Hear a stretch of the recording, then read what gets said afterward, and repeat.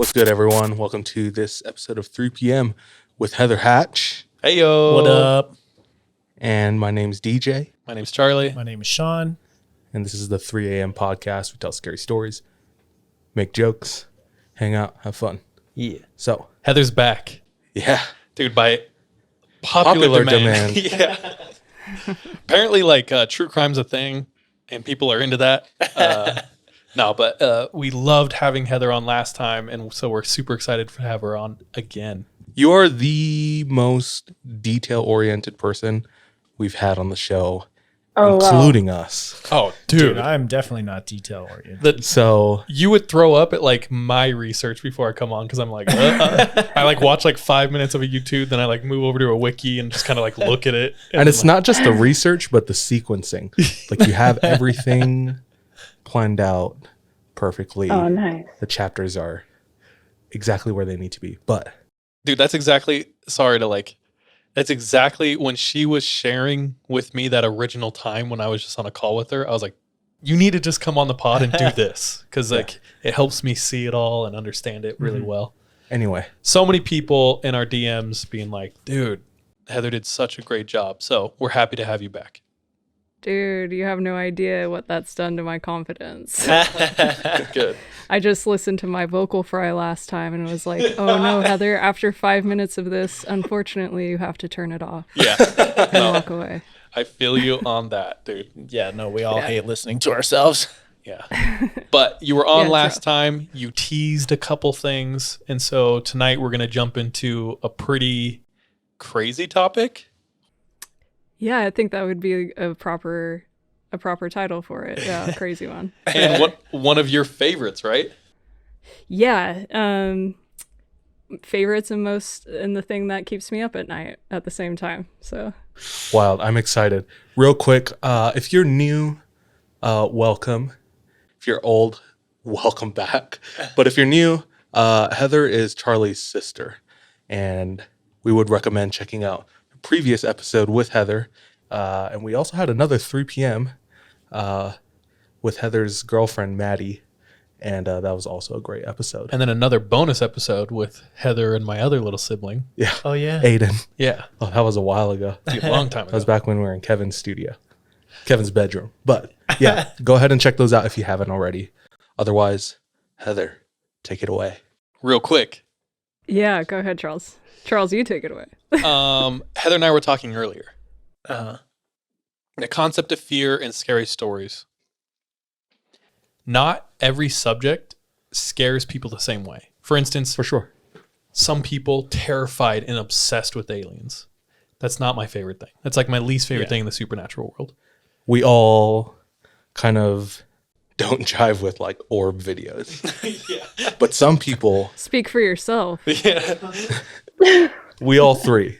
But some people, it's Orbs are their life. this is very convincing evidence. And I do not want to meet those people. Just kidding. But That's why I don't bring up my aliens around you, Charlie. no. But the question of what truly scares you, right? For Sean, I think I would be right in guessing it's more practical things, right? Yeah. And me, it's demons is kind of what truly scares me, possession, losing control of yourself, whether that's actual demonic possession or mental illness, possession, mirroring possession, right? Mm-hmm. DJ, what's the scariest thing to you? Anything that isn't understood. Demons, we can read about them in, I don't know. There's Holy some playbook. scripture. Yeah. And I guess you could pray maybe. But things when we talk about glitches in the Matrix or doppelgangers or mimics. There's no rules for that. There's, what is that? Yeah. That's from the future, So, So you must have loved Radio Rental then. bro, I've only listened to a couple episodes of Radio Rental. But shout out Radio Rental. Yeah. I need to Radio listen Rental more. is way good. I know. DJ, you have to listen. Okay. Please. Doppelgangers. I'll and, listen to Time your Warps. recommendation more than these guys. So. Okay. And then going along with that, what scares Heather the most? What scares you the most? Yeah, so I think this definitely has to go with me being a female too. That has a lot to do with it, but being raped, killed, tortured, mangled. So like the real life danger. Yeah.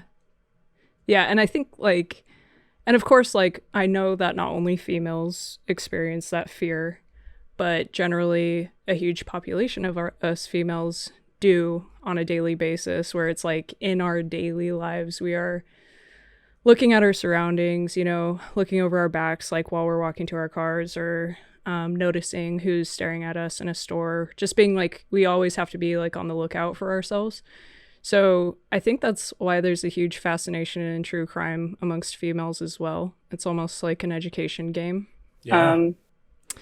So if we can learn everything about these crimes, then maybe we will be more prepared, right? It's kind of that anxiety where you're tricking yourself into preparing for something. So I'm anxious. And what am I doing? I'm trying to prepare myself to handle that thing I'm anxious about, right? So that could be a huge factor into the true crime phase and fascination, I guess, especially amongst a lot of females. So, but yeah, that would definitely be probably my biggest fear. And ever since I was a little girl, like I was incredibly terrified of getting abducted and falling to harm by a man.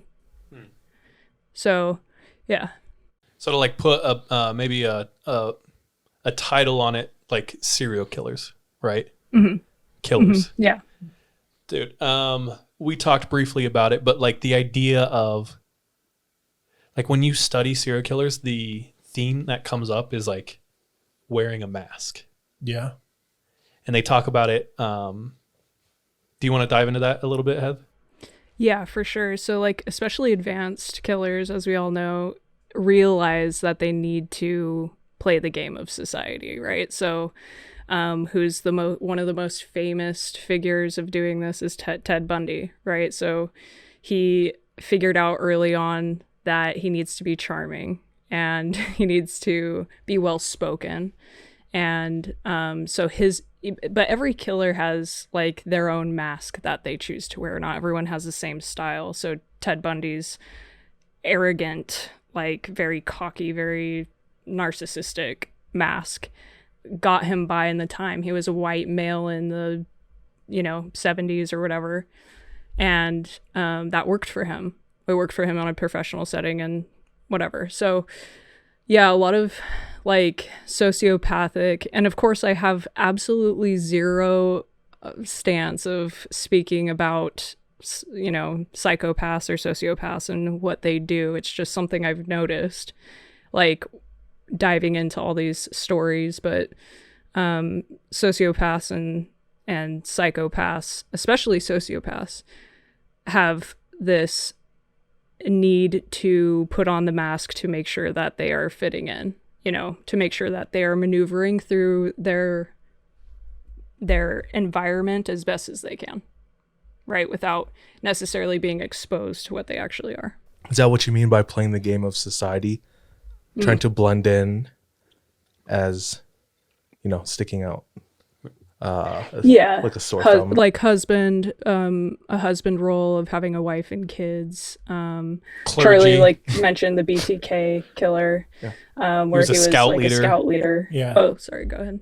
Sorry, Charles. No. He was a scout leader and like super involved, like in his local congregation and stuff. And like a super common thing you hear is like, I never would have guessed, right? And that theme is truly terrifying. Is like, this thing could literally be a neighbor or like someone around us. And like, I don't know. Do you have any idea about stats? Like how many active serial killers I think there are? I think I've heard something like there's currently like 14 active serial killers like in the US. I'm pretty sure that's an old statistic. Yeah. It's far higher. Like I think it's far higher, honestly. And the chances of people who might like be entertaining those thoughts at the very least much higher. Oh, there's probably someone around you. Yeah. Yeah, for sure. For sure. I think it's actually more, I think more common than what we would like to admit or to recognize, to be completely honest. And I think that a lot of people don't really know what to do if they see early signs like in their, adolescent children. So, I think it's far more common. I don't think it's as taboo as, we think it might be. I say we jump into it, and I say you start wherever you want. Okay. Yeah. Cool. So. Disclaimer? Oh, yeah. Thank you. And then I'll stop interrupting. No, please interrupt me, please. Okay. My disclaimer is like a listener discretion, strong language, because I always have it. Sexual assault, necrophilia, and quite frankly, everything horrific. That is my disclaimer for this beautiful tale we're about to dive into. And then talking about this subject, if at any time we sound insensitive or whatever, that's not our intention. And we're not professionals, so we're just doing our best. Because these are real life victims. Mm-hmm. Right. So we never want to intentionally or unintentionally misrepresent anyone. But anyway, there we go. Yeah, for sure. Thank you, Charlie. Because I am very sensitive in my heart to being tried to be as thoughtful for these victims and their families as I possibly can. And I may not deliver that or may not seem like it all the time, because sometimes I am very robotic or very cold when I just kind of spit some facts or spit my opinions. And it's simply because I've been into true crime ever since I was a little girl, 10 or whatever. And so I'm used to watching, forensic files and just hearing these horrific things over and over again. And I think when I repeat it back, sometimes it can kind of come off as a little heartless, but I can absolutely attest that is not the case. So I just want to make that clear. No worries. Yeah, for sure. Okay, so basically I want to challenge you guys to listen to this podcast. It's one of the best episodes of anything I've ever heard in my entire life. And so on the Exactly Right network, which is owned by Karen and Georgia from My Favorite Murder, Kate Winkler Dawson has a few podcasts on there. Have you guys ever heard of Tenfold More Wicked? Mm-mm. Okay, she's a historian who writes about historic true crime. She's incredibly intelligent and dives into the history of all these old-timey murders, which is amazing. She's an author. But anyway, she came out with another podcast called Wicked Words. And so this podcast, I included it in the notes that I sent over to you guys. It has a little screenshot of what it looks like. And in Wicked Words, Kate Winkler Dawson interviews authors and kind of talks about their decisions on writing books, and especially around the true crime arena. So she's interviewing Maureen Callahan, which this author, Maureen Callahan, she's an investigative writer, and she wrote this book about a famous serial killer named Israel Keyes. And so this episode... Have you guys heard of him? Yeah. Yeah. Okay, I added it to my list too. Is he a cult leader? No. Then no. Oh, shoot. DJ, do you know anything about him? I've heard the name, but... So you know nothing about him, really? I'll probably recognize it as we go in, but okay. Off the top of my head, no. Interesting. I just wanted to see where they're at. Yeah, for sure. So, everyone's pretty much heard the name Israel Keyes, and not a lot of information has been put out about Israel until, I think, in my opinion, Maureen Callahan's book called American Predator. So immediately I download it, the audiobook, listen to it. It's wonderful. So that is going to be my second suggestion to you guys and the listeners, is to first go check out Kate Winkler Dawson's Wicked Words, episode 18, where she interviews Maureen Callahan, and then go download the audiobook. If you want to learn everything about Israel, the audiobook is the way to go. So in this, basically it's what I'm going to do right now is kind of what I did last time, where I watched a docuseries and then I just kind of retell in my own words what that docuseries is about. If that's all right. I'm just going to go ahead and steal someone else's work and Please then retell it to you guys. Our whole podcast. Perfect. Okay, cool. So in the episode, of Wicked Words when she's interviewing Maureen Cullihan. They just literally dive into a case about a girl named Samantha Koenig. So this is the case that Israel Keys was eventually caught on. So he made a few mistakes through this case that I'm about to tell you, but this is the case, his most recent case, and it's Samantha Koenig. So Samantha Koenig had just recently turned 18 years old, and she's working in a coffee kiosk in Anchorage, Alaska. And the coffee kiosks in Alaska are actually so common that it's not unusual for young girls to be closing a coffee kiosk at night. It's not an unusual thing. It's so much of the culture that it's actually very common. So she's doing her thing. She's closing up. You can see the surveillance video online on YouTube if you want. I also included a link in the notes if you guys ever want to watch it. But the surveillance video of the coffee shop, you see a hooded figure walk up as Samantha's doing her closing duties. They're talking. He hands her a thermos through the window, which has no screen. And you can tell she's starting to make coffee for this hooded figure. After a few minutes, suddenly you see the muzzle of a gun. And she jumps back, throws her hands up. And then suddenly she just starts running around the kiosk and shutting off all the lights. Right? She's just doing what this hooded figure says, who has a gun pointed at her. A few more minutes goes by. It looks as if in one of the surveillance videos, a car is coming on the backside of this hooded figure. And so this hooded figure ends up leaping through the kiosk window, has Samantha on her knees. Few more minutes goes by. Then she takes all the cash out of the register. They go away. He walks her off. And that's the last you see of Samantha, right? Well, come to find out, wrong. You actually end up seeing her later, and we'll get into that. So now there's a missing person, Samantha Koenig, right? So her boyfriend was supposed to pick her up from work. He was running about 10 minutes late. So he reports her missing to her dad and to the police. And the police aren't really taking this seriously at all. And here's why. Samantha Koenig, let's talk about victimology really quick. She had a history with drugs. Her dad was reported to be a Hell's Angel.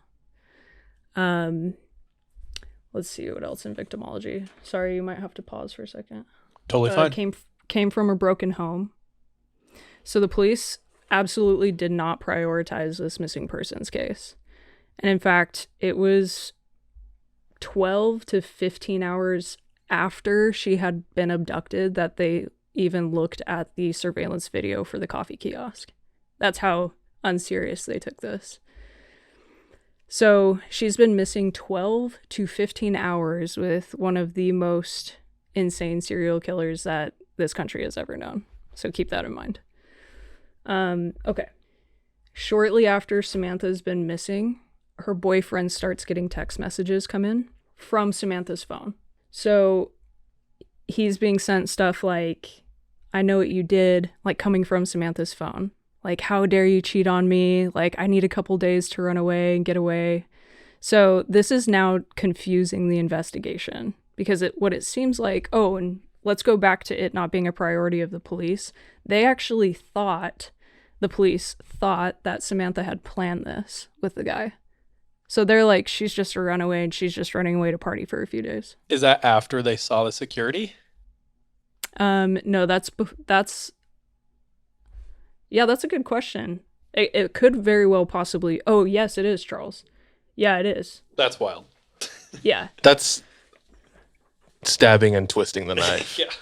You know what? Before I go ahead and say like, yes, 100%, I don't want to speak on behalf of the Anchorage Police Department, but sure, there is a good possibility that investigators at the time still thought that Samantha was in on this. Even with the muzzle of a gun being shown in a video, because guns in Alaska aren't that hard to come by. Mm-hmm. But, that's what I gather from that. And I'll tell you why I think that in just a second. But anyway, texts are coming in. now the investigation's even more baffled because they're starting to get text messages from Samantha's phone, right? So she's been missing 12 to 15 hours. They see the coffee kiosk surveillance video. Steve Payne, he's an FBI field, like a FBI agent in the area of Anchorage, Alaska. He reaches out to the Anchorage Police Department offering his services, saying, "Hey, I can help you out with this abduction." And they're like, "Nah, we're fine. We got it." And he's like, "All right." And then they see the surveillance video and they're like, "Oh, yeah, you know what? We actually could definitely like use your help. Just to make sure, right?"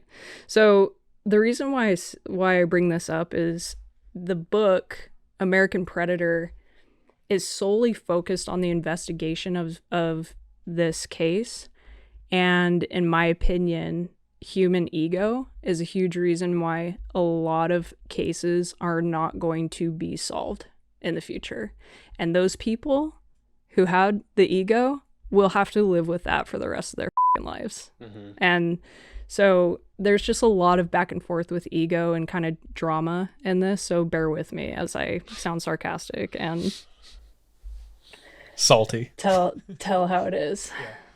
Okay. So I say here, human ego made the Anchorage Police Department say no, but when they saw the footage, they called him back asking for Steve Payne's help, who's the FBI agent. There was a lack of urgency, and they didn't even pull footage from the surrounding big box stores until about 2.5 weeks after they saw the surveillance video. Now, what I mean by that is you would think after seeing a video like that at the coffee kiosk, you'd go, okay, there's an IHOP right across the street. Let's go see if we can see anything out of there. There's a Home Depot right next to it. They didn't even do that until 2.5 weeks after the fact. So it's like they're way behind on this investigation for Samantha. Okay. Is there any way I can play like devil's advocate for the Anchorage police? Have they like... Please. Is it one of those cases where it's like a small town who hasn't experienced a lot of this and so maybe they don't know how to handle an investigation, or is that not the case? I don't think that's the case. Okay. Anchorage is like fairly larger-ish, at this point. I think. Sorry, and what year is this? I'm sorry? Do you know the date or the time? This is like... Yeah, so it's February 2012. February 1st, 2012 that this abduction occurred on. Okay. And also they have a FBI office there in Anchorage. Okay, so never mind. They can handle. I would imagine that it would be like not like small farm town kind of thing. Okay. Yeah. So it's negligence and ego. And ego. Yeah, I think so. And the community there too. Obviously, I can't speak for it because I've never lived there, but according to Maureen Callahan, she's very like, the people of Anchorage are very like, leave me alone. It's none of your business. My guns, my land, and don't even ask me, about anything. And so that's just kind of like, that does have a lot to do with this case, I think, too, because after they pull the surveillance video from the big box stores, they see that Samantha Koenig made multiple attempts to run away from Israel. She was running with her hands zip-tied behind her back, and he tackles her. And there's people all around. This is a major avenue of 4-lane traffic both ways. They're in the middle of a parking lot in IHOP and Home Depot, and there's people surrounding them, and no one did anything, which is it just has a part to play in the catastrophic disaster of what ended up happening to Samantha, is the culture of like, don't ask, don't tell kind of thing. So part 2 is, now we're several weeks later past the abduction of Samantha, and the boyfriend and the dad get a text coming in that just says Connors Bog Park under photo of missing dog. They get this text. They call over to the FBI field office, but they end up beating investigators there. They look behind the photo of the missing dog, and there's a baggie with a ransom letter and a photo. We have that photo. Can we pull that up on our end while you talk about it? Yeah. Please try to, because I want to describe this photo to you really quick. Okay. What? All right, so the photo displays a girl looking at the camera, hair braided, makeup on, with someone holding up a newspaper dated February something 2012. February 12th, right? 2012. And the ransom note requests $50,000 to be deposited into Samantha's account. Oh, by the way, within these 2.5 weeks, not only are texts coming through from Samantha's phone, but her ATM card has been going off, depositing, $500 or $1,000 here or there in the Anchorage area. So they're just missing this guy. They're surveilling all of the ATMs that they possibly can, and they're like barely missing this guy the whole time. Then it goes dead. The ATM card goes dead. They're like, oh crap, like it's almost as if like that's kind of the only way they can like really be on this dude's trail. Then about a week later, after it goes dead, it hits in a small town in New Mexico. Okay. And they're like, movie moment where they're like, what? How suddenly has all this activity been going on in Anchorage, and now we're in New Mexico? So investigators call down to New Mexico. They put out a BOLO, which is a be on the lookout, for the most generic description in the world, which is tall white man. So Sean, watch out. Can't go to New Mexico. They have a BOLO out in Texas saying, look out for a white dude. Yeah. And they're like, great, we're not going to get anywhere there. So they're kind of tracking this card. Now it's crossed the border into Texas. Okay. After New Mexico, it immediately crosses the border, pulls another $500. They're just trying to track this card as best they can. So FBI from Anchorage gets involved with FBI in Texas, and they're like just totally communicating, saying, we just need you guys to be on the lookout because we see this activity coming on Samantha's card. So at this point, sorry, real quick. At this point, are authorities thinking like they know for sure like this is a real thing, like without a shadow of a doubt? Like they don't think like the ego's not in the way anymore, or are they still pretty like? Are they still blaming the girl? Ego's not in the way anymore, and I'll tell you why in a little bit. Okay. But they are taking it more seriously for sure. In fact, but at the same time, though, they had a lot of issues. It dives more detail into the book, that they had a lot of issues with the father during this time, like not believing that his intentions of finding his daughter were real.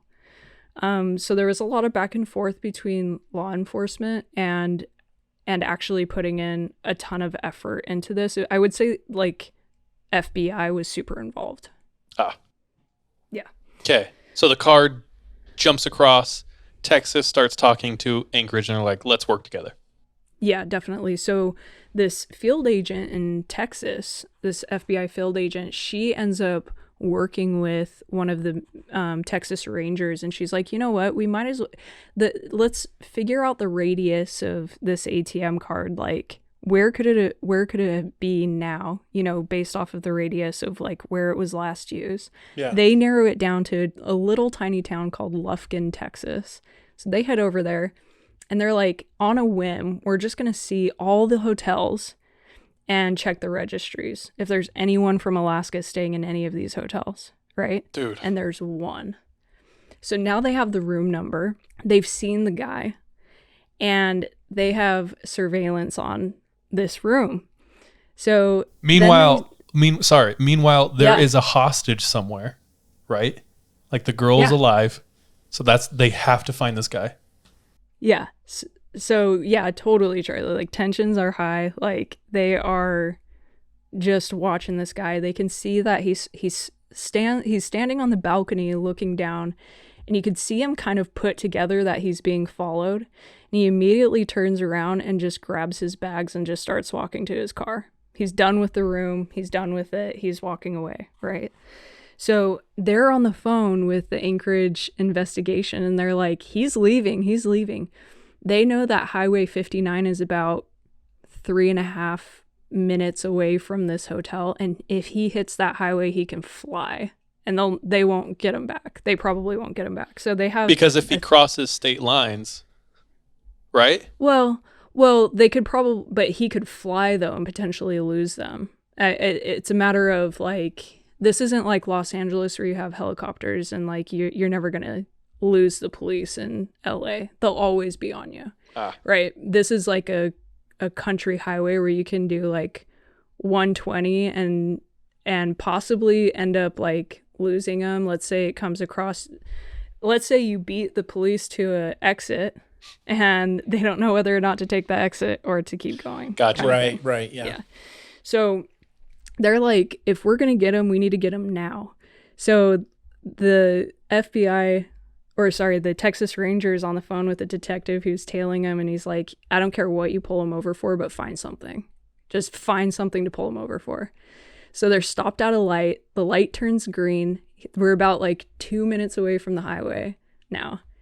And he goes 3 miles an hour over the speed limit. Oof. He flips on his lights. He's like, this is a reason. Technically he is speeding. Right? He's going 3 miles an hour over. And Israel Keys stops for the cop who's pulling him over. And the cop ended up saying later, like, I cannot believe he stopped. Like, we're so lucky because there is really no reason why I was pulling him over, except it being like 3 miles an hour over. So anyway, they end up finding the ATM card on his person. Well, so he just straight calmly pulled over? Yeah. And he did his best. So it goes more into the book of what actually happened when he's pulled over. And from my memory of the book, there was quite a bit of back and forth before because like you can't casual just chatting? search someone. Yeah. Yeah. So there was quite a bit back and forth between Israel and the cops, but they were not going to let him go. I mean, I can't remember exactly how it ended up happening, being a permission to search and seizure, because I can't see Israel doing that. I don't think he gave them permission to. But they ended up finding. So however that went down, go read the book because she'll tell you. But they end up finding Samantha Koenig's ATM card on his person in his wallet. And then they found her cell phone dead in the trunk of his car. So he's being now extradited to Anchorage, back to Anchorage, Alaska, right? To start the interrogations for why do you have the ATM card and why do you have her cell phone? And where is she? Yeah. So this is the most critical part of the investigation, because if Israel Keys would have kept his mouth shut, they literally would not have anything on him except for those two things, which means he would just be facing fraud charges. So as an investigator, as an FBI agent, you're saying to yourself, then I need to get him to confess. Yeah. I need him to think that we know everything and scare him so that he starts talking. So, and real quick, yeah, like Heather has already told us, this is one of the craziest serial killers of North America. But like, think to them, they just think it's a guy who might have a girl somewhere who's committing fraud. So they have no idea what they have on their hands at this point. Yeah. And like Heather said, they have to get him to confess. And that's a good point, Charles. That's exactly why he gets extradited back to Anchorage, because they tried to interrogate him a little bit in Texas, and they realized that this is not a normal guy. He is not rattled in the least. He's acting as if we pulled him over for jaywalking when he has a missing girl's ATM card and cell phone in his trunk. Mm-hmm. So they're like, yeah, you know what? On second thought, like original Anchorage FBI, why don't you take this one? Because like he is not normal. So yeah, that's a good point, Charles. So now here's where human ego comes most into play. The FBI can lie to him, and they could say like, we know this and we know that, and scare him. Like the FBI can come in and say, oh, we have your fingerprints in a house. when like they absolutely don't. But who cannot lie is a prosecutor. So the federal prosecutor walks in and says, this is my case now, because it's now so like high profile. Okay. And they're like, the FBI's like, no, that's going to be a huge mistake, and let me tell you why. You won't get him to crack, you can't lie to him, and we need to find Samantha, so please have us do the investigation. And he's like, nope, career making case, it's my case. And they're like, yeah. So all of that politics is going on simultaneously while trying to balance getting this information because we need to find Samantha. Okay. I've never heard a story where the politics in the background of everything is like just as dramatic as the actual kidnapping, you know? Dude, I feel like it happens a ton. Yeah, it makes sense, but it sucks. It sucks so much. I'm frustrated right now. Definitely. So, okay. So basically what ends up happening is they end up telling Israel, we'll cut a deal. If you confess to Samantha, we'll take the death penalty off the table. And at first, Israel's down for this deal. He's like, fine. As you know, because keep in mind, Israel has a 10-year-old daughter at this point and a girlfriend. So he's like, yeah, all right, take the death penalty off the table and I'll confess to Samantha. And also, Israel was requesting to speak to the FBI because he hated that lead prosecutor. So he was like, I'm not going to talk to you. I'm going to talk to them. So that ended up actually working in the favor of the investigation because they were able to convince Israel that he was going to be convicted for Samantha's death either way. And so if Israel's ego, his own ego, didn't get involved there, then they probably wouldn't have gotten anything for Israel. So here's what ends up happening. This is Israel's account of what happened that night. Okay. He confesses to Samantha's death. He took her out. So after walking her away from the kiosk, he goes into a lot of detail of them kind of driving around. And this is more in the book, not in the episode. But they drive around, smoke cigars, and they're just kind of hanging out, right? He actually end up liking Samantha, according to him. He gets her into his shed at about 1 a.m. Keep in mind that he has to get up in about 5 hours and wake up his daughter, take a cab to an airport, and go board a cruise out of New Orleans. He has 5 hours. His timeline is so tight that the FBI literally was not believing a word he was saying. So he takes her out into the shed. He has the radio on loud. He's waiting for his girlfriend to fall asleep. This is what ends up happening. He realizes that he doesn't have Sam's ATM card, so he has to go back to the kiosk.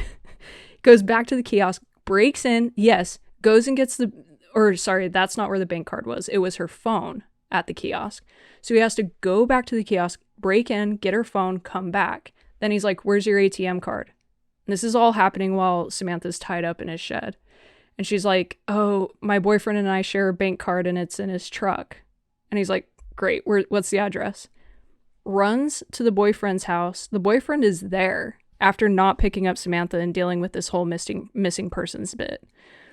The truck is parked on the driveway and Israel breaks into the truck and the boyfriend comes out while he's breaking into the truck, grabs the bank card, and then the boyfriend and him just kind of stare at each other. And Israel didn't know whether or not the boyfriend was going to do anything. And the boyfriend ends up turning around to go report it, right? So he ends up not charging Israel. Israel books it, goes to the bank, realizes he doesn't have the PIN.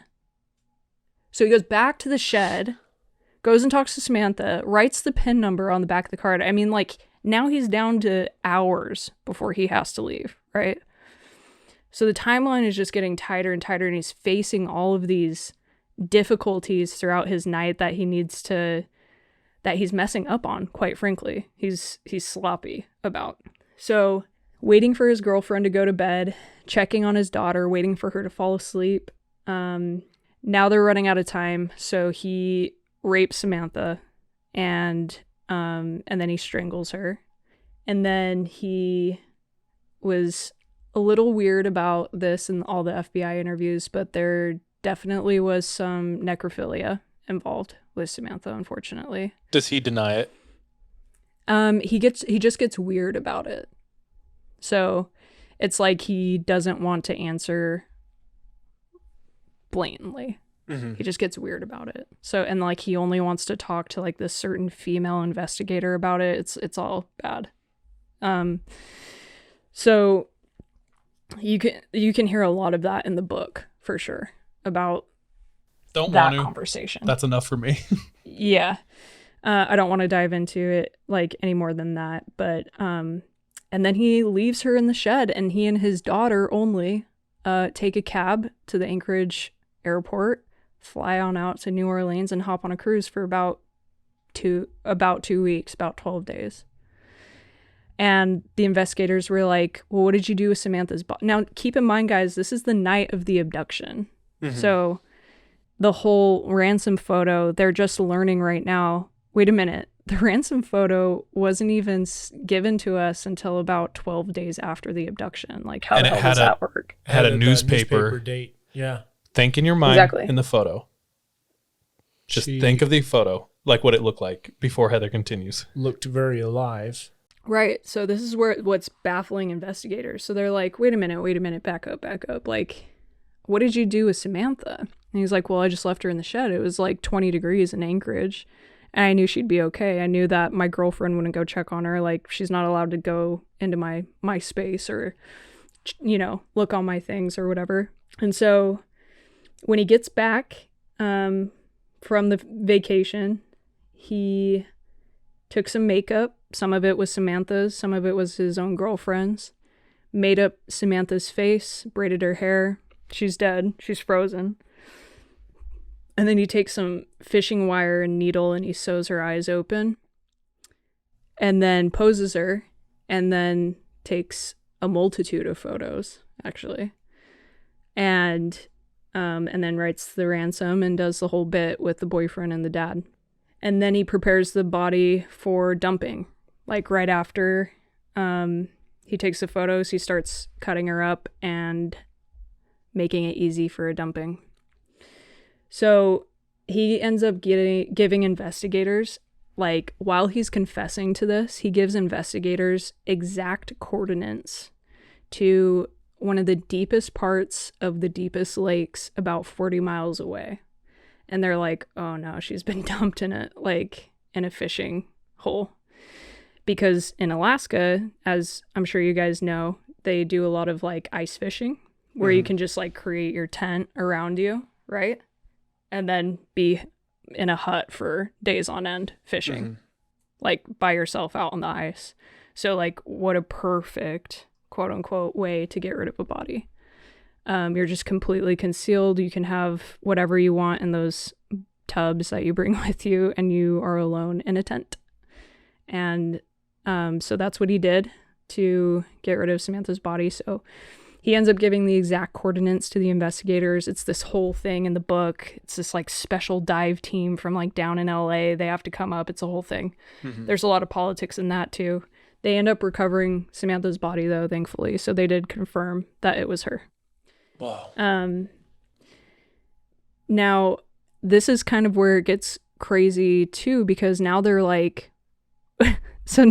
what the actual, like we wanted you to admit to Samantha's death, and you were like on another level of thought out, meticulous, you're just on another level of like, this is not your first. This is not your first. Yeah. This is absolutely not your first kill. This is not your first time doing this. There's no way in hell.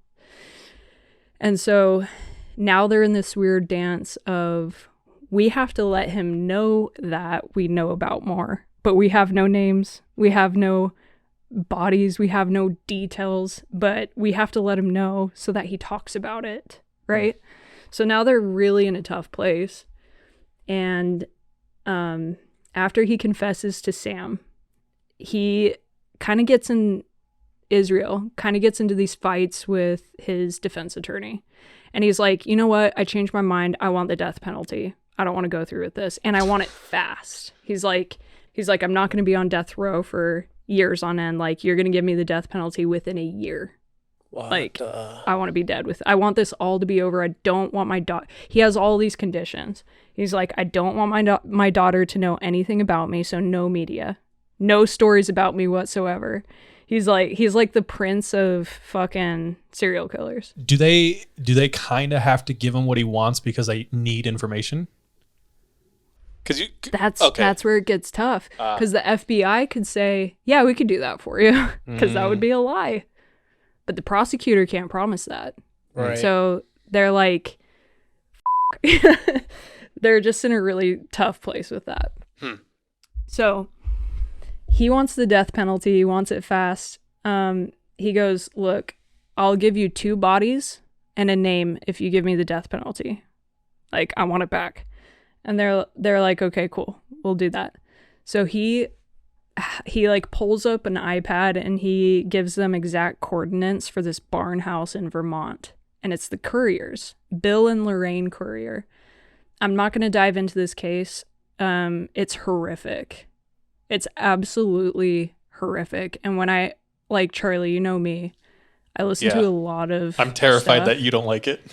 and I almost threw up, like, listening to the book and the details of what the poor, what Samantha and the Couriers went through. So he kind of goes into a lot of detail about the Couriers, and they're taking him pretty seriously because they go out and they cross-check all of these facts. And what he's saying is pretty spot on. Unfortunately, they couldn't recover the bodies of the Couriers because he was so good at getting rid of bodies. So at this point, They realize they have like a full-blown monster. Yeah. Yikes. Yeah. Okay, so Israel is now realizing after the Couriers, he's like, oh my gosh, they know nothing. And he's like, now I have all of the power because they need me. He's literally playing them. Yeah. So hard. So he gets the freaking New York Times sent to his cell every day. He has internet access. He tried to commit suicide one time and they had to put him in the psych ward. They bring him back and they zhuzh up his freaking cell. They always give him a cigar and a Snickers every interview, like every time he wants to talk. It's just like he just goes into this ego trip, Israel does, because he's like, I have everything that you need kind of thing, and you obviously want to know about me kind of attitude. And eventually it all comes to an end. He ends up killing himself in his cell and leaves behind so many unanswered questions and so many open cases.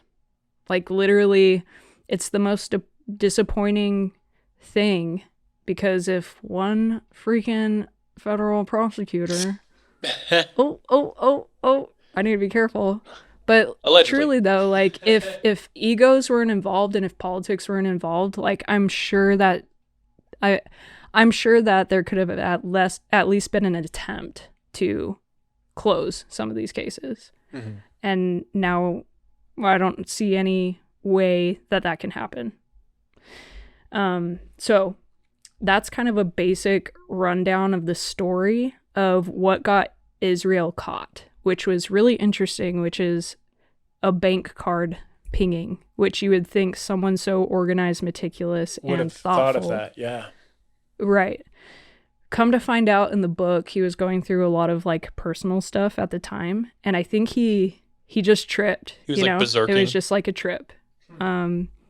So thankfully he tripped, right? Right. But yeah, it's just interesting that, like, he claimed, I think he was embarrassed, honestly, because at first he claimed that he didn't know that bank cards could be tracked. And everyone was like, bullshit. 2012. So he tried that one because he was embarrassed.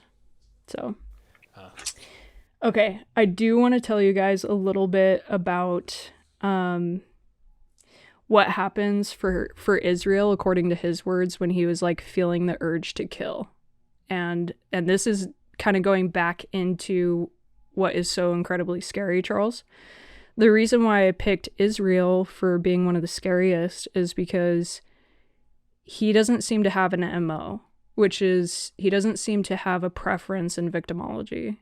Whereas like Ted Bundy, brunette girls with the hair split down the middle, tall, educated, co-eds, right?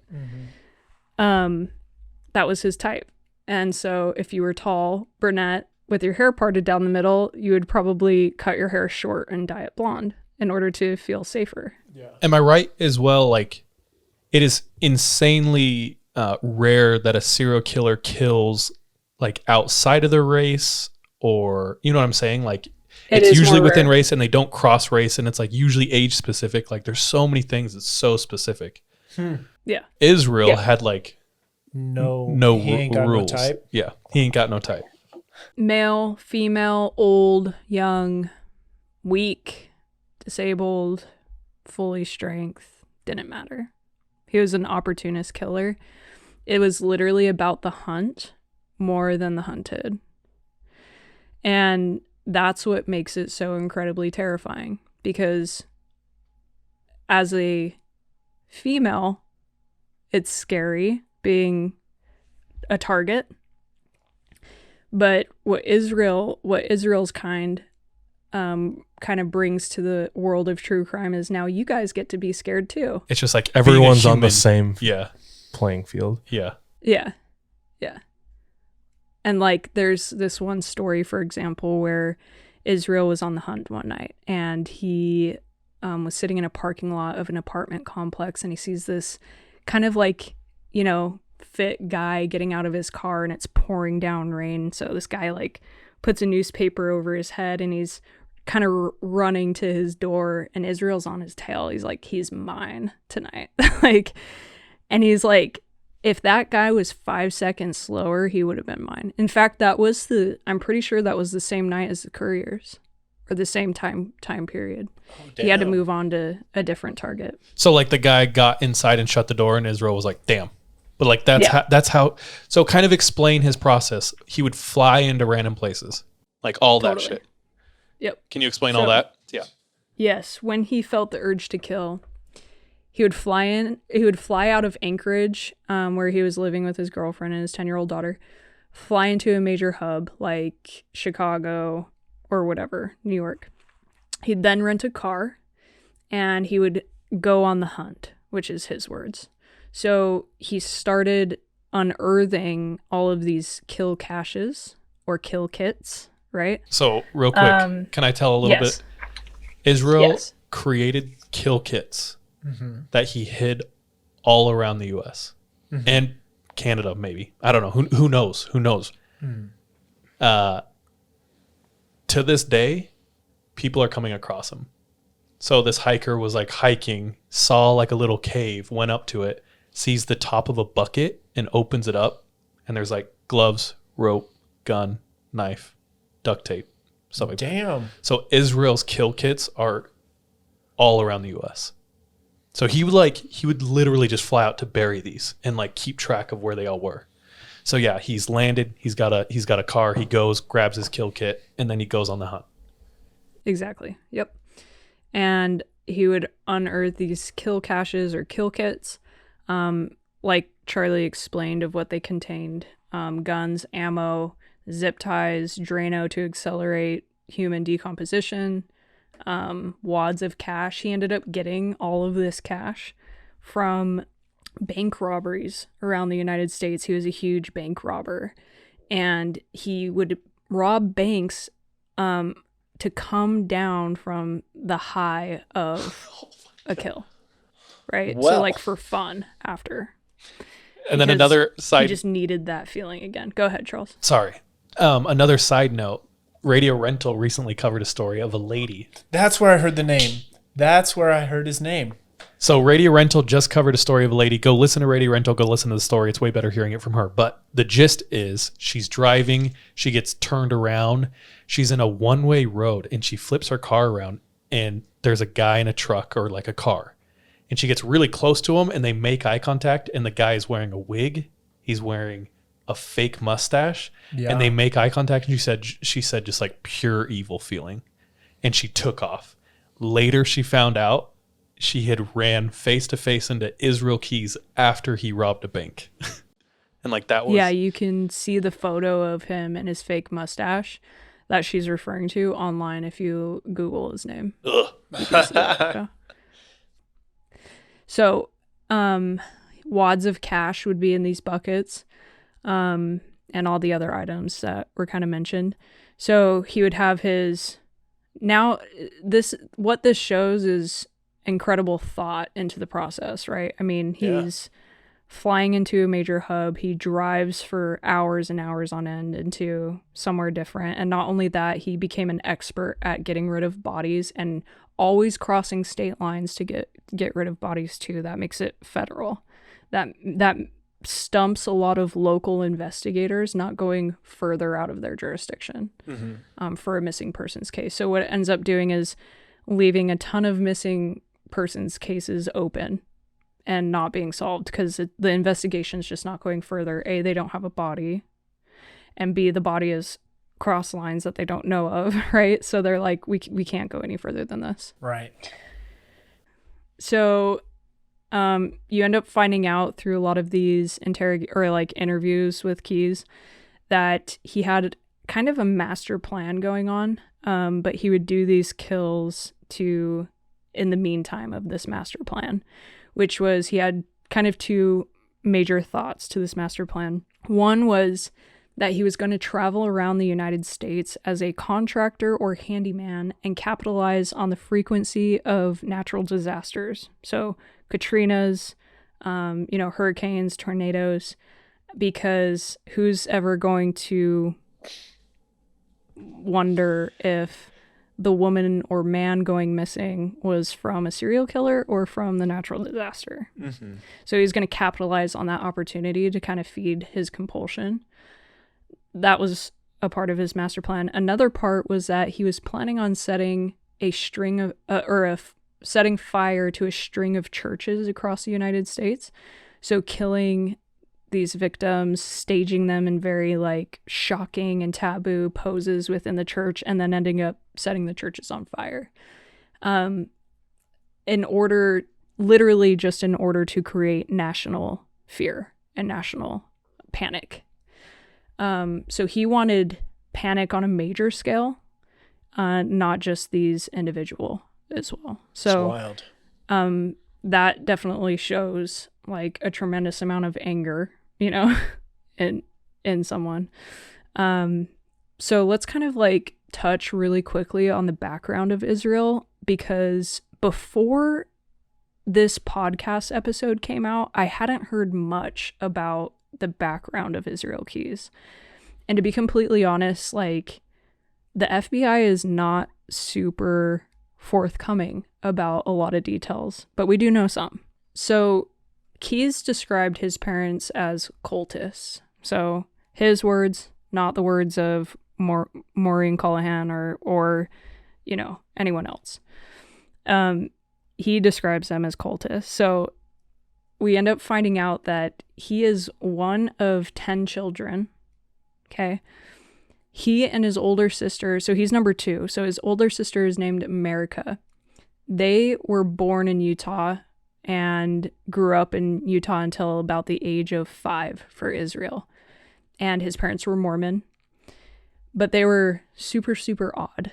So they're cultists. They were known as nomads. They were hopping around from cult to cult. Ended up getting into the Mormon church. They had their 2 kids, but never let the kids go outside. The kids the kids were born in the house. They didn't have social security numbers. They didn't go to school. And so they were like, eek. They were homeschooled? All these Mormons are getting really curious about our babies. We need to get out. So, because they didn't want CPS to be called on them. They leave the Mormon church. They head out to Colville, Washington, which is a mountain town. Mm-hmm. And they literally live in the woods. So I think his name's John, who's the dad. John ends up saying, you know what, I'm going to build a cabin, but it takes him years. The family they're literally living in a tent in the freezing cold winters of Washington. No heating, no electricity, no plumbing. And even when the cabin's built, no heating, just fire, no electricity, no plumbing. So Israel has to learn how to hunt from a very early age. He's the oldest boy. And so from a very early age, he is illegally hunting animals so that his family can eat. Mm-hmm. So, just a tough start. A little bit of a tough start for Israel as far as like, it's not very traditional, I guess you could say, growing up in a cabin, having to hunt so your family can eat, and like no school or anything like that. Okay, so they join a white supremacy group called the Ark. Dope. This is where dope. Just great moves. Oh my God. This is where Israel becomes friends with Chevy and Shane Kehoe. Chevy and Shane Kehoe, which those names sound familiar. Yes. Okay. The Kehoes. They end up, the Kehoe brothers. They end up becoming the top 10 FBI most wanted on the top 10 FBI most wanted list. One of the brothers ended up having ties to Timothy McVeigh, who was the Oklahoma City bombers. Dude. And okay, so it's just this whole little destructive clan. Mm-hmm. Interesting side note. Can I interesting side note for Charlie really quick if he wants to go into a rabbit hole? Okay, Charlie. Yep. When Israel Keys was extradited from Texas to Anchorage, they had a mysterious stop in Oklahoma City. I still don't know what it's about, but why did they mysteriously stop in Oklahoma City when he's friends with Chevy and Shane Kehoe, who has ties to the Oklahoma City bomber? Don't know. Dude, MK Ultra. Just look into it. Maybe. Look into it for me. But I just found that interesting.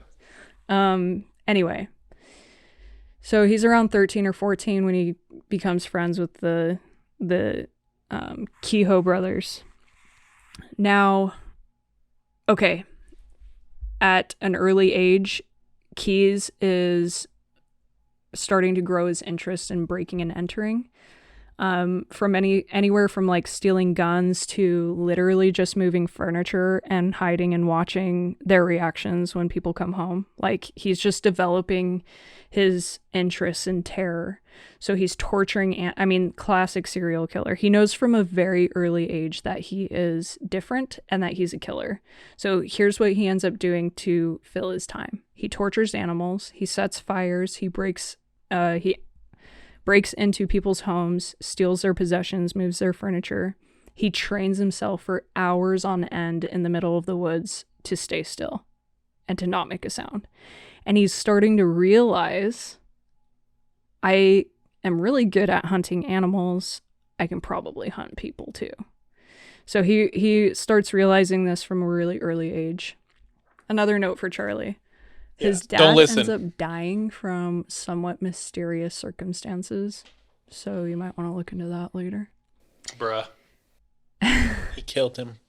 We don't have time to go into it. It's just so much. Like, this guy is so, like, we can do 40 different parts on this guy. There's so much information. Okay. So then we're still on the background of Israel and his upbringing and whatnot. So, just an interesting little tidbit about his background too. He had one sister because he was one out of 10 kids. He had one sister who used to do like the same kind of stuff he liked, being like torturing animals and stuff. And when the FBI asked him like, what happened? Why didn't you like proceed or whatever?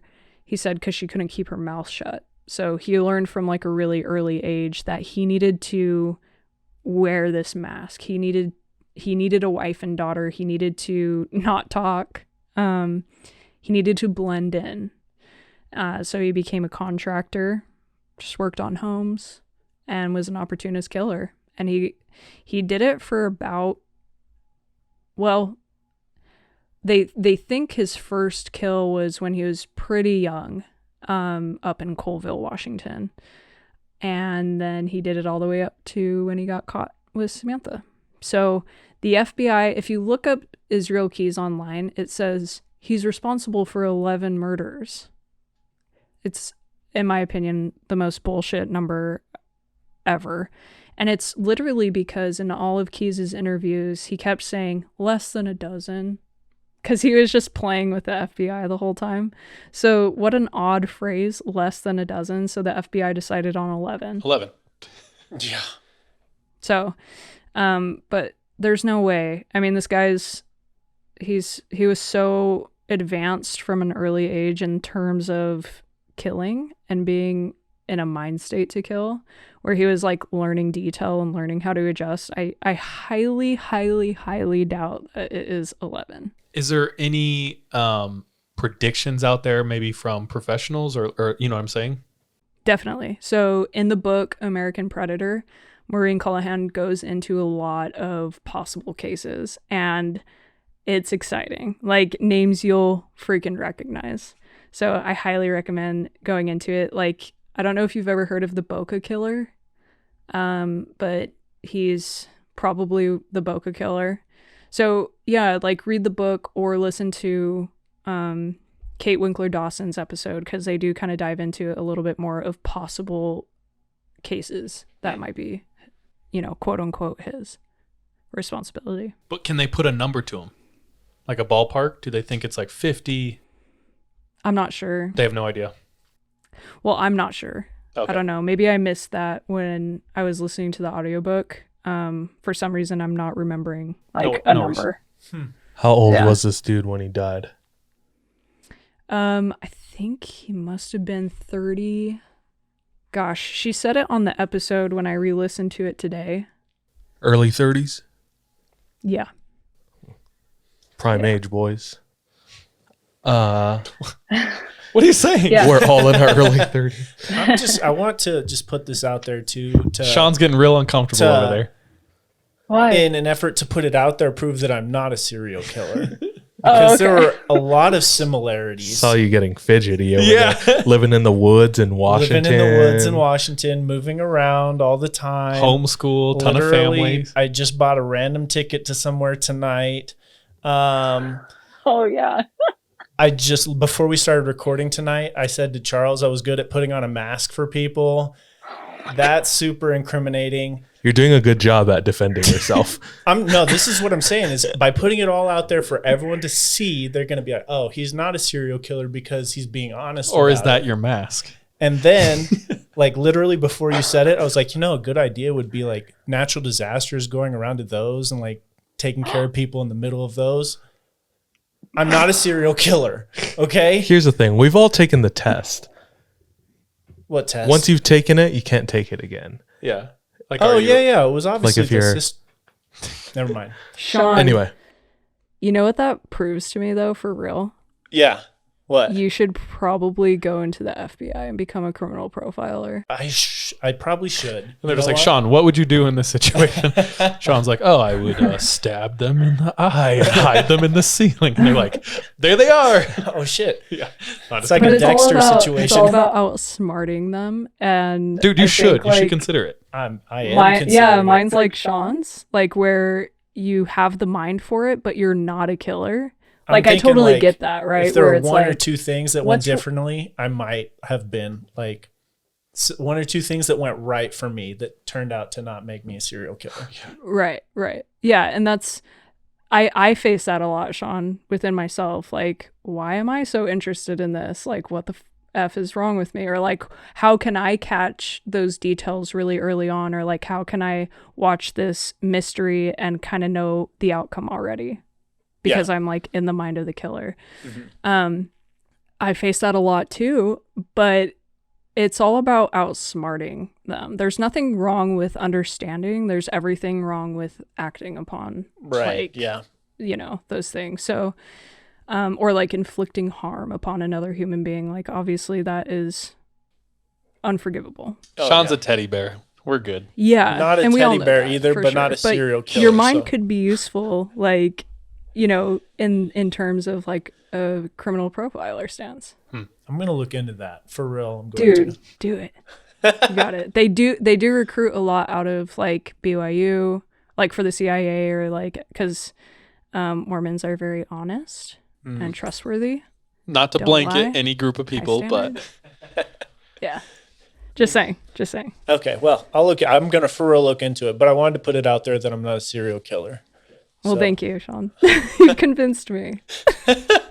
Is there anything out there that speaks on Israel being caught in Texas, pulled over?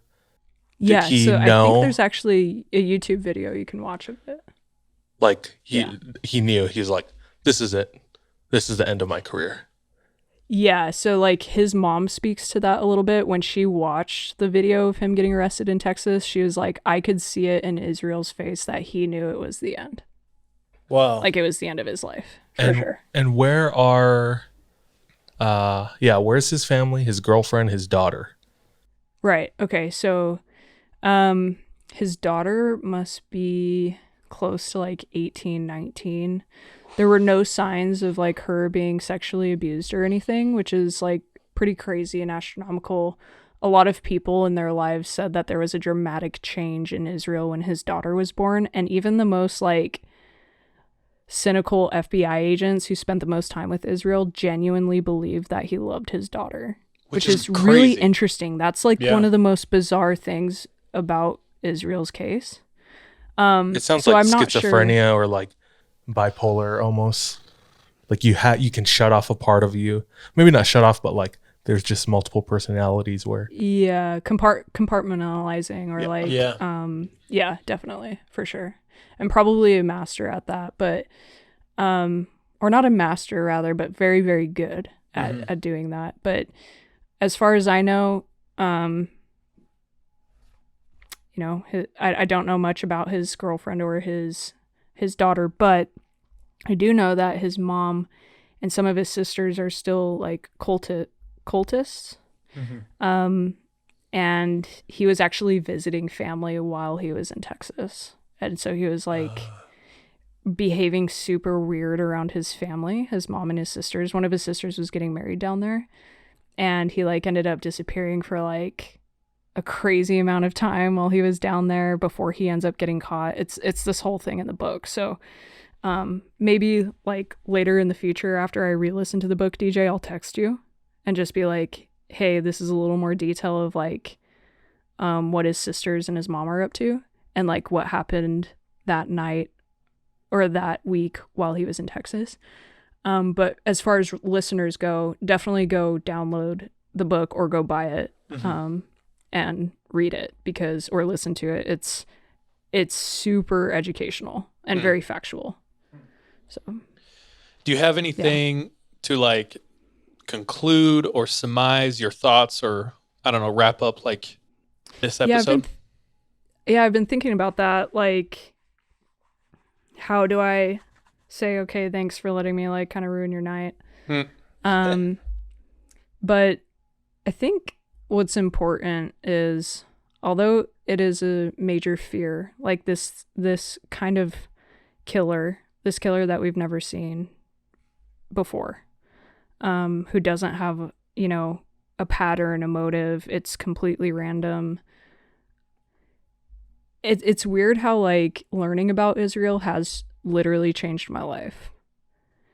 I look out my window at night a different way.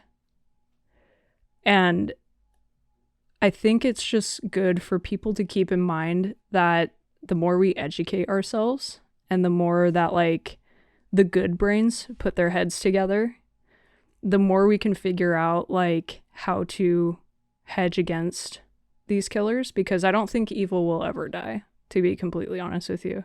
I think it'll always be a battle of, balance in the world. And so male and female to be open to learning about this stuff, not only to honor the victims and like what they went through, because it's almost like a Hunger Games sacrifice where it's like, you've added to this story, to this information. If Samantha Koenig didn't go through and endure the hell that she endured that night, I really wouldn't be learning that there is this type of human out there for me to watch out for. Israel very well could still be at large, you know? Oh, yeah. Yeah. They asked Israel, who's your favorite serial killer? And he said the one you haven't caught yet.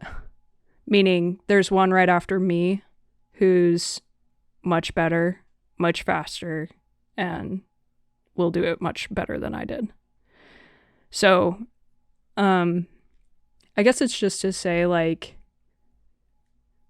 always be on the lookout for one another, too, because, yeah, I just feel bad, like, Samantha did try her hardest to not be put into that truck. So, like, you know, look out for yourself, look out for others, put your minds together, like, and like figure out a way to be more protected against these kind of offenders. Yeah,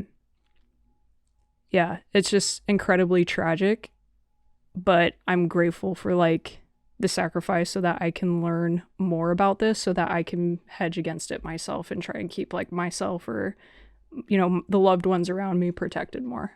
You know, that there are people like that out there. So I don't know really how to conclude it other than that. Just for listeners to, it's okay if you're into this stuff, you know, and whatever your reasons, like it's okay. And you're not weird if you figure out a murder mystery because you're in the head of the killer, you know.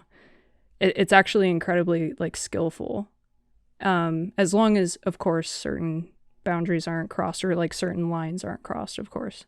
Yeah, definitely. Thank you so much for having me on, guys. Like, I hope I didn't bore you with a very tragic case. No.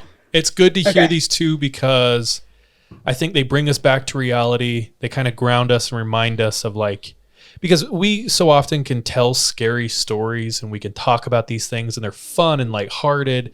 And sometimes people die in them, and it's like you kind of are emotionally disconnected from that. But like to hear a true story of, you know, one girl's like last moments, and then like hear the effects of that, and like I don't know, it just like reminds you a little bit of like the reality of things. I don't know if that made sense, but yeah, totally. Like this shit can be real too, not just spooky stories around a fire.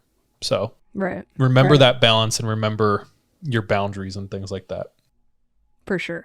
But also, like you said, data mine, recognize patterns, and you know, if this helps one person avoid any type of predator, then like you've brought goodness to the world. You know what I mean? Mm-hmm. Yeah.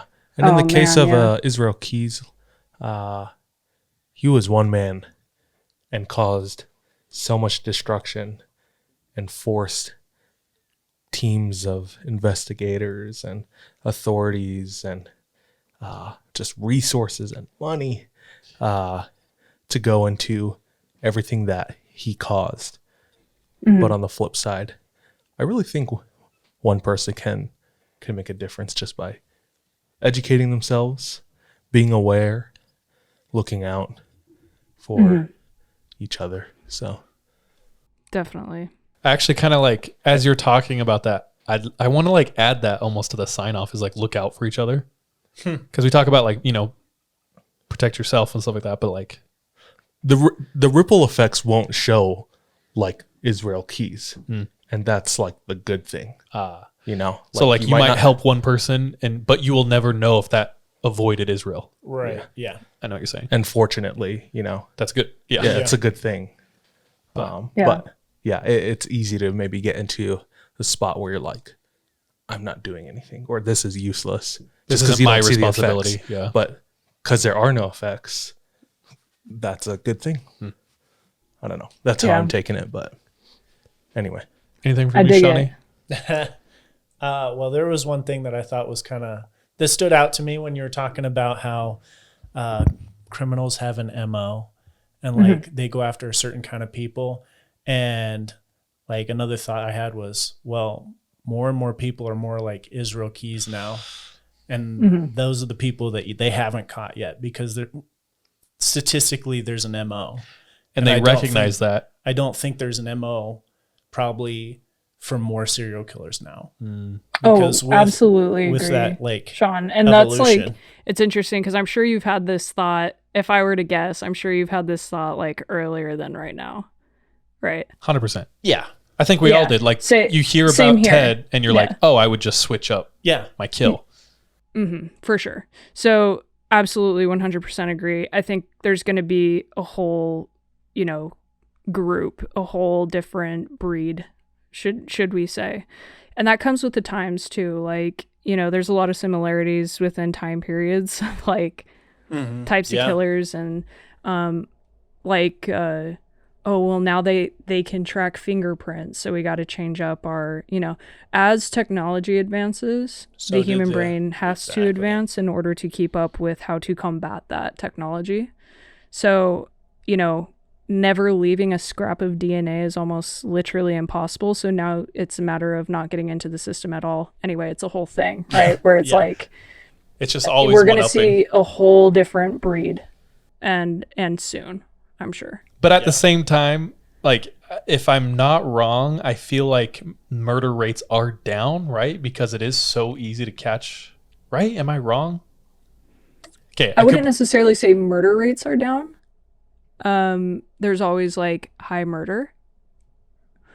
I would say advancements in technology definitely has contributed to the number of caught killers. Yeah. But there is like, as we're talking about, I just don't want to end it so bleak. So like killers, their tactics and stuff are getting better, but also like technology. And I think FBI and local PD, they're all learning that like, the ego does F everything up. We have to work together. Right. Oh yeah. And so like databases. We're seeing that now with familial DNA, right? With the Golden State Killer being caught. I mean, the Visalia ransacker, the Golden State Killer, who it was very possible that it would be another Zodiac situation where it's like we're gonna have to live for the rest of our lives not knowing who this person is. But now investigators like Paul Holes are outsmarting the system. Dope. And now the DNA pool has gone from who's in the system in CODIS to who's put in their DNA to figure out where they're from. Yeah. We can capitalize on this, right? So there's always going to be advancements and there's always going to be fluctuations in caught killers versus not caught killers, right? Yeah.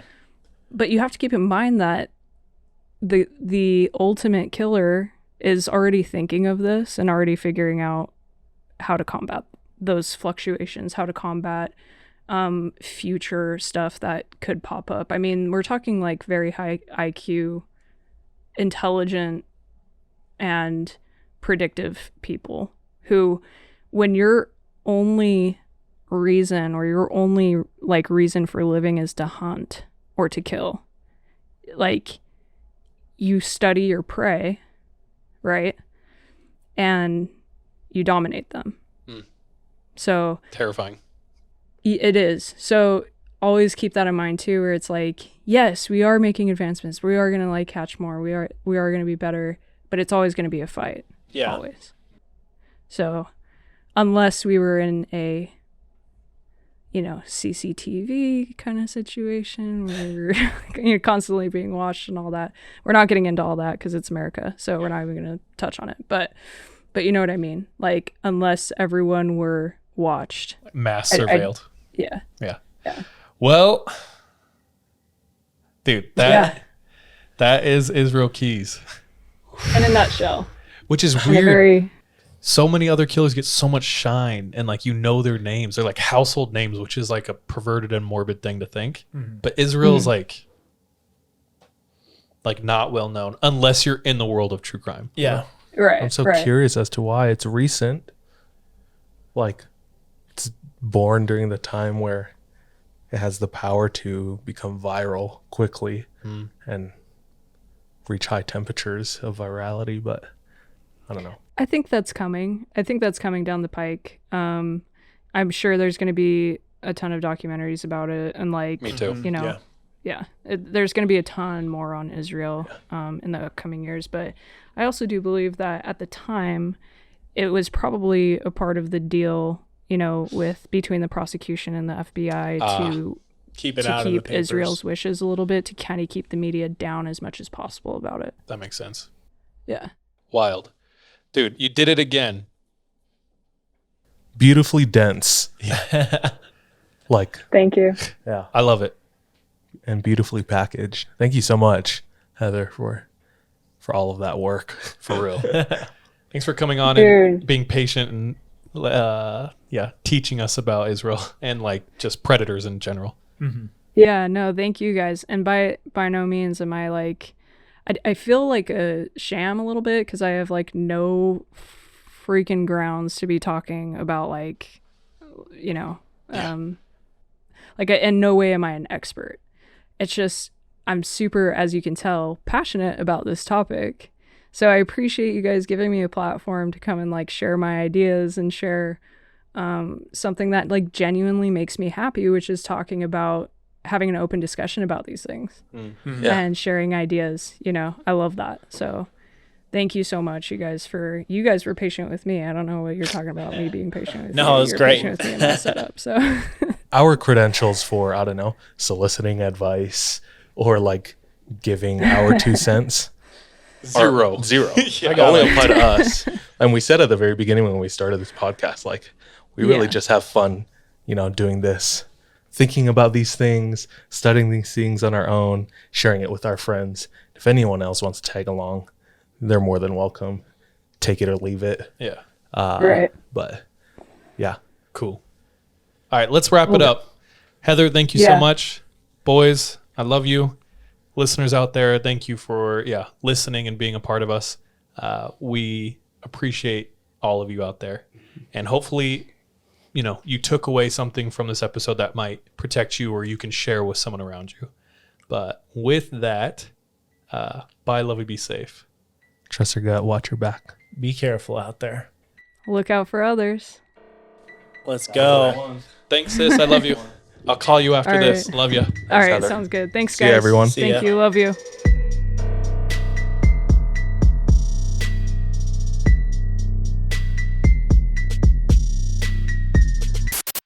Hey, thank you so much for tuning into this episode of 3 a.m. If you want to support us, visit our Patreon where patrons have access to exclusive content. If you're not able to support us monetarily, don't worry. This episode is on us. You can still rate and review us on whatever platform you listen to us on. It really does go a long way. You can also follow us on social media. Our handle everywhere, including Patreon, is the 3 a.m. pod. Finally, do you have any scary stories? If so, submit them to our website, the3ampodcast.com. We love any audio or visual aids that can help bring your stories to life. So file uploads are welcome with your written submissions. We're anxious and excited to hear from you.